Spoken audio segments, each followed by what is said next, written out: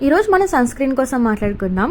Previous వీడియోలో నేను విష్కేర్ brand నుంచి సన్ స్క్రీన్ తీసుకున్నానని చెప్పాను కదా. సో దానికోసం జెన్యూన్ రివ్యూ కూడా ఇస్తానని చెప్పేసి అన్నాను. సో దానికోసమే ఈ వీడియో చేస్తున్నా. అండ్ ఆల్సో నేను ముందుగా వాడేదైతే Mamaearth vitamin C sunscreen, ఇది అందరికీ తెలిసిందే.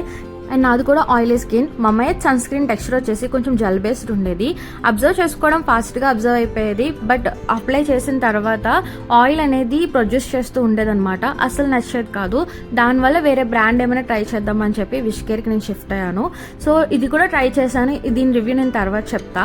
సో మమ్మయత్ నాకైతే ఇలా అనిపించింది సన్ స్క్రీన్ యూస్ చేసినప్పుడు. మీకు కూడా ఆయిల్ ప్రొడ్యూస్ చేస్తుంటే ఏ సన్ స్క్రీన్ అయినా అది స్కిప్ చేసేయడం చాలా మంచిది.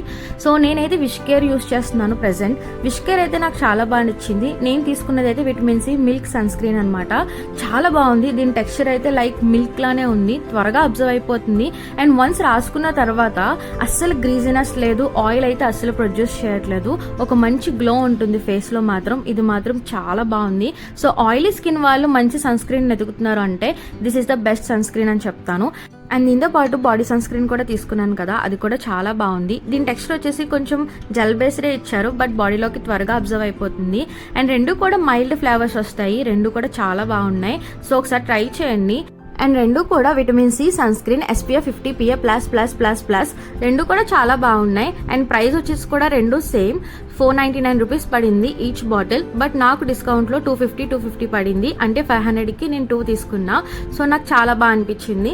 సో సమ్మర్లో మీరు బెస్ట్ సన్ స్క్రీన్స్ యూస్ చేయాలనుకుంటే ఆయిలీ స్కిన్ వాళ్ళకి ఇవి ప్రిఫర్ చేస్తున్నాను. ట్రై చేసి మీకు ఎలా అనిపించిందో కింద కమెంట్ చేయండి, లైక్ చేయండి. బాయ్.